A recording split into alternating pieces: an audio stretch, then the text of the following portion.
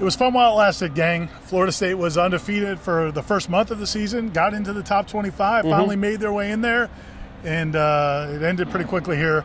Tonight at Doak Campbell Stadium as Florida State falls to Wake Forest 31-21 in a really kind of a strange game in the sense that Florida State goes out, scores right away, goes up 7-0, gets the ball right back. Yeah. You think, hey, this might be a rout here in Doak. Yeah, right. And instead, Wake Forest scores the next 28 points.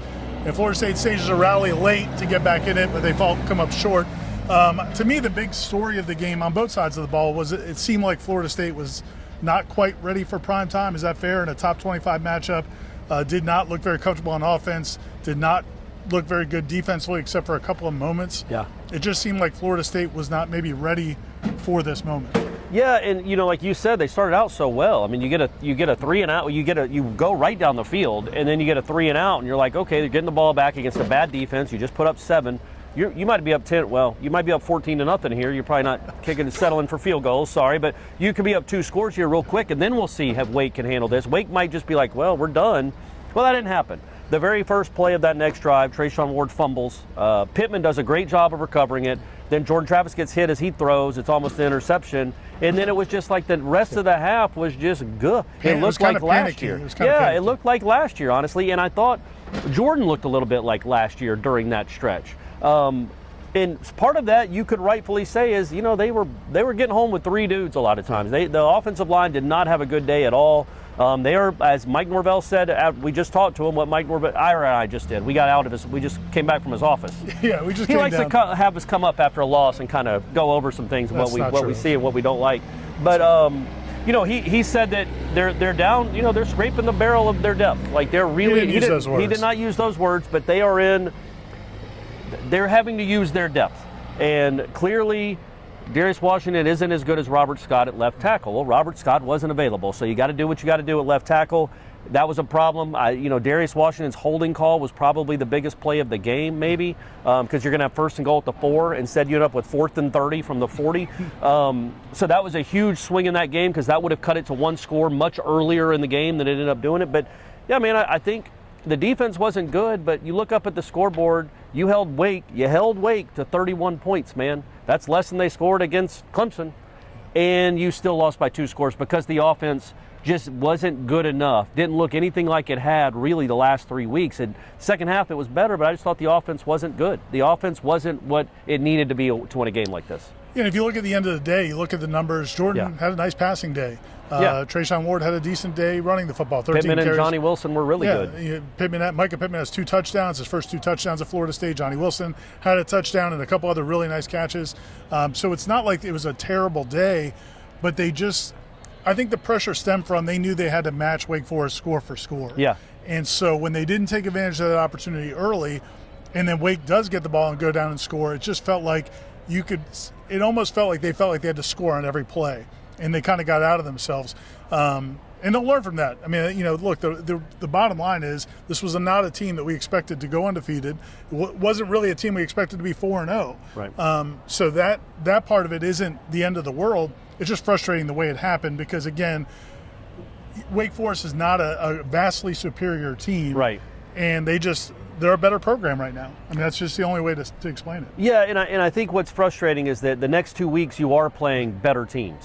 You can win those games. It happens all the time. I think you're probably as good or better a football team as Wake Forest. You just didn't play well today. I would have loved to see Florida State play well, and I think they win. Maybe they win comfortably. You didn't.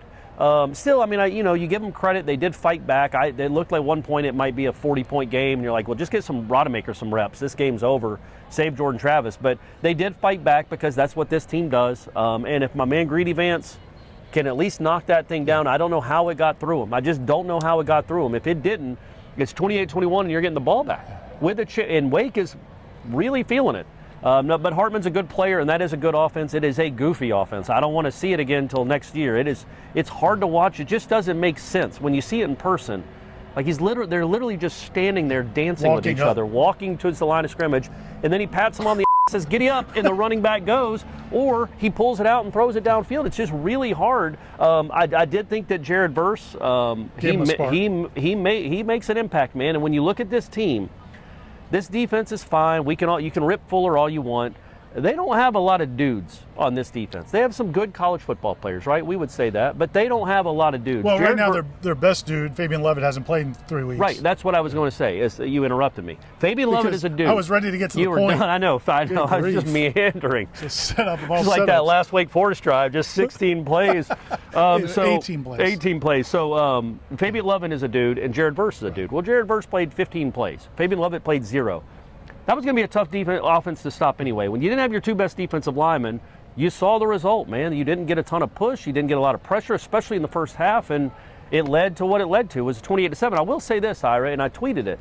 That first drive of the second half by Wake Forest was the least competitive I've seen this Florida State defense since last year's Wake Forest game. Maybe since the first half of the Louisville game last year. Right. Like it was completely uncompetitive. Like they didn't even want to be out there. They missed a bunch of tackles. There was no urgency. There was no fight physicality. Even down at the goal line. They just like, go ahead, man, go in. You want to run in there? That's fine.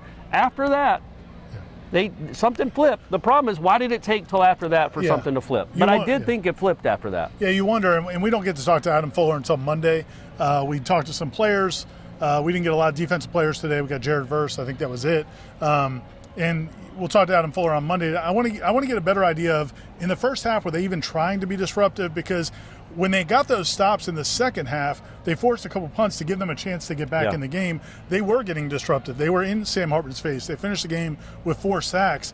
But for so long, it seemed like they were just letting him do what he wanted to do and then trying to rally to the ball, which is okay. That might have kept the score lower than it might have been otherwise. Clemson gave up 40-something points to that offense last week by blitzing every down. So maybe it was a pick-your-poison kind of thing. I'm curious about that. But, at the end of the day, I mean, Greedy Vance is going to see that play in his dreams for a long time because that's a tough play. He's in position right where he needs to be, just mistimes his jump. The receiver makes a play and gets the catch. But in the reality, this game was lost so many times before that. Yeah. I mean, that was just to give yourself a chance to get back in it. Now, the big question, I think, is how does this team respond to this? Because this is a football team that hasn't lost a game yet. This particular football team, a lot of those guys have lost a lot of games. Yeah. But since they've been together, they've been undefeated. I think they really did start to believe. And Jordan Travis, after the game, I'll give him a lot of credit. He's not always real thrilled to come talk after games, especially when they win. But they lost, man. He was the first one in there, and he basically vowed that they're going to get a lot better and play a lot better this next week. It wasn't a Tebow speech. He wasn't smacking the table or whatever. Or DeMarcus Walker even. Yeah, you're not going to see a team work harder than he didn't say anything like that, but he said losing sucks. He was very not almost defiant. Yeah, he was adamant that that's not who they are. And look, man, there were moments where he played really well, and I thought the offense looked like the offense. But look, man, you just can't. The offense felt so much like early last year. Well, really all of last year and all of 2020. Horrible penalties, awful ill-timed penalties, false starts, delay of games, a couple drop passes, a little skittish in the pocket sometimes when it was there, and then not a pocket a lot of times because even they were in rushing 3, they were getting home. Had trouble running the ball at times. I don't know why you're running the ball on 2nd and 20. That doesn't make a ton of sense to me. That was after the Darius Washington hold. I would throw it up to 14 more and just hope they call a pass interference. But that's just me. I'm a caveman. I don't see the game like everybody, like the great analysts do. But I think that maybe you build off what happened in the second half because I thought they were going to get blown out. They did fight. But next week is its own week, man. Look at the AP. It's hard to win college football games. Like there was like 9 teams as we're talking in the AP top 25 that have lost. So including Texas A&M, I think. And there's more coming. Yeah, that's right. So, if they play well at NC State, they can certainly beat that team. Do they believe they can go beat NC State? How does this team react to a loss? Are they going to be like, here we go again? Now we got the 2 toughest games on our schedule. We just lost to Wake. Or do they really believe they can go win in Raleigh? Yeah, it's hard to know because in the second half we did see that fight. You had those couple of stops where they forced punts. You also saw the offense respond and score. But then that last drive, that 18-play drive, now it wasn't like they folded. They were in position to make plays. They just didn't make those plays. An 18-play drive, man, that'll hurt your feelings. Good grief. So I think there's going to be a lot of coaching that we see this week, but also this team is still banged up. I mean, that's the other reality of it, and you touched on it. The offensive line is not the offensive line they expected to have. The defensive line is not the defensive line they expected to have right now unless Fabian Levitt gets back. And so you've got guys playing extra snaps and guys getting worn out. And so that's going to be a challenge. I don't know how you get out of that.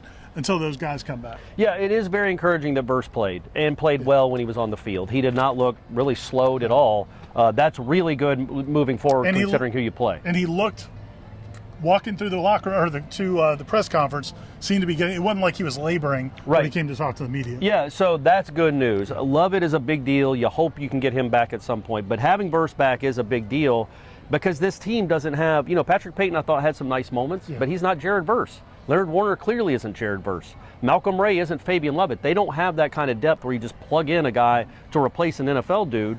But getting Jared Verse back it was a huge deal, I thought, in that second half. I mean, he didn't barely play in the first half. We didn't get a great answer, by the way, about why that was.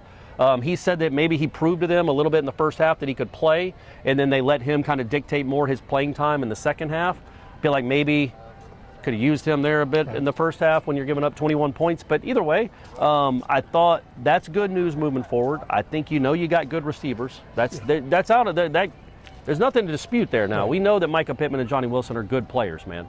I think Trayshawn Ward's your best running back. Don't put the ball on the ground. I think it was Trayshawn Ward. You said Toafili, but I think it was Trayshawn that fumbled it. You got to quit doing that. But yeah, overall, man, you didn't give yourself a chance because you were so bad in the first half. Can't be that bad in the first half against a good team. And Wake's a good team. Yes. Wake's a good team. They lost to a top 5 team in overtime. That's their only loss. That is a good team.